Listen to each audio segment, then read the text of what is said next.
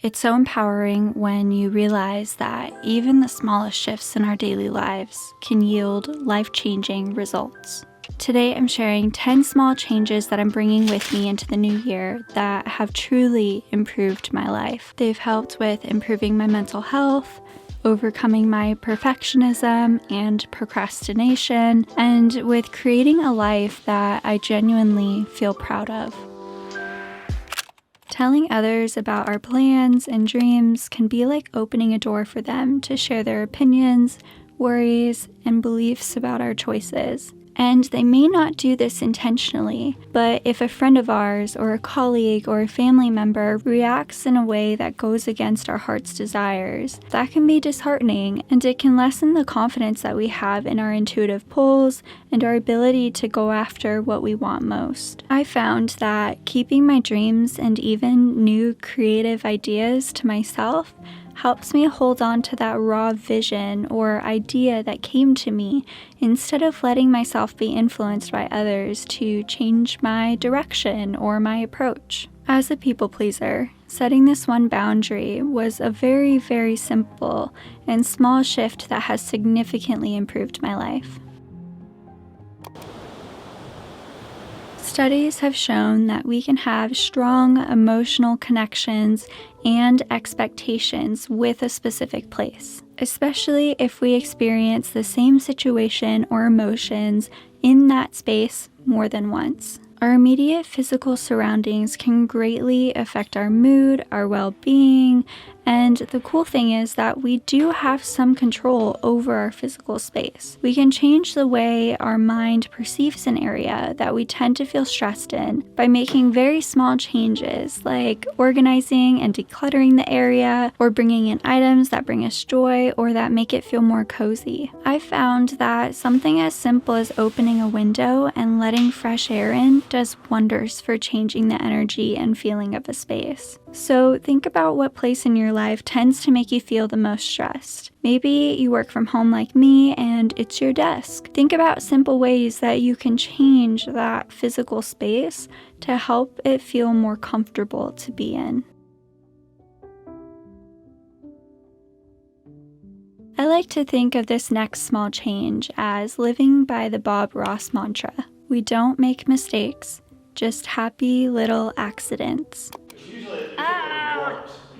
Do you think I can fix this? It's completely okay to feel discouraged and upset if things aren't going as planned, or if you've made some mistakes. But that doesn't mean you've ruined your painting and should stop and throw away the canvas. It simply means that it's time to change your perspective, to see things from outside of the box that you've put yourself in. Your mistake isn't a failure, but a stepping stone that's necessary to get you to a place that's better than your original expectation.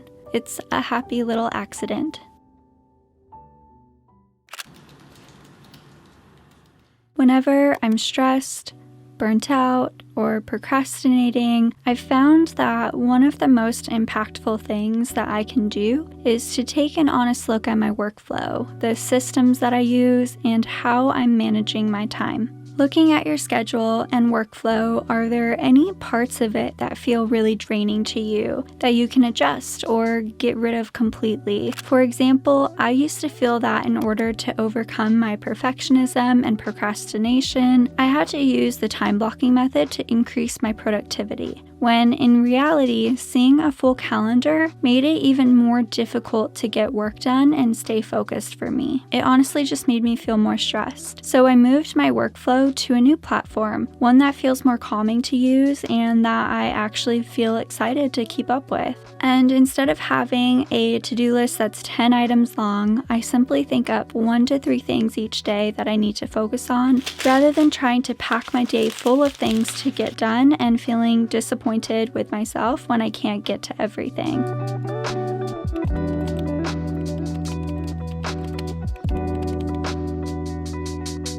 I love how we can express ourselves through our clothes and our overall style. I used to spend way too much money on clothes, and a small change that's improved my life is adjusting my shopping habits so that I'm more intentional with what I buy.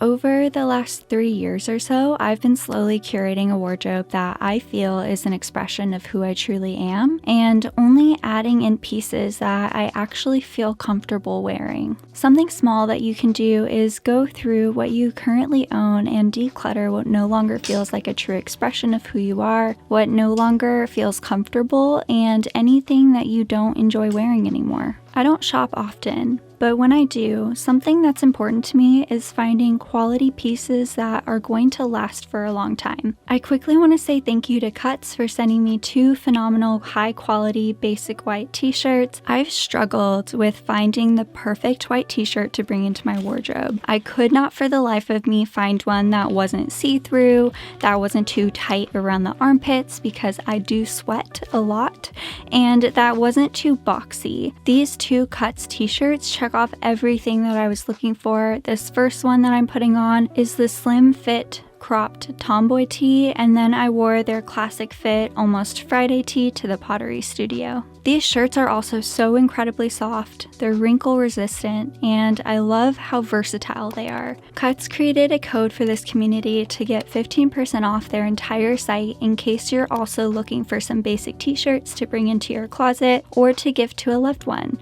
And I will leave both the link and the code in the description box. I would argue that the hardest thing about creating the life you want and going after your goals isn't taking action and overcoming your fears. It's holding on to faith that you're doing the right thing and that you will in fact one day experience the fruit of your labors while you're in the thick of it, when you've gone months or years without seeing anything come to fruition. But this is still your life, and there's so much joy and creation that can come from being in the waiting room. You don't have to stay stagnant here. Personally, I struggle a lot with trusting the timing of my life, but since filling my time with hobbies that I genuinely enjoy like pottery and painting, I've been finding more contentment and peace in this in-between space that I'm in. So I ask you, do you currently have something in your life that's simply for your pure enjoyment? And if not, what's one thing that you feel like would be really fun to try, or that you can bring into your weekly routine? Maybe you struggle with this too, but I've finally come to terms with the fact that I easily get bored with my routines. If every day feels the same for weeks on end, I tend to fall into a rut, so scheduling out at least one thing I can look forward to every week helps me keep my weeks refreshing and exciting. And it doesn't have to be anything crazy. It can be as simple as cooking a favorite meal, having an at-home date night, or simply having a rest and recovery day where you can let yourself do whatever you want.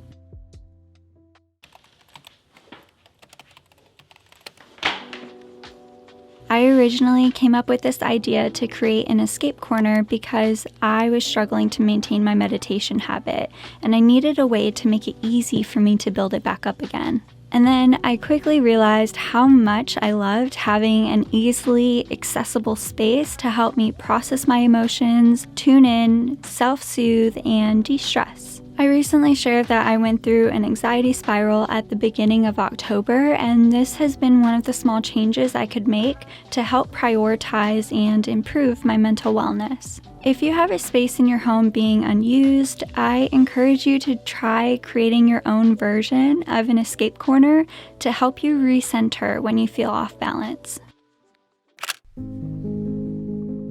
Another small change that we can make to improve our lives is to be more curious about ourselves, the people we meet, and the world around us. When we have an open mind and consciously choose to turn away from the shoulds that keep us afraid of taking risks, to turning towards trying new things, seeing things in a different light, the world changes around us.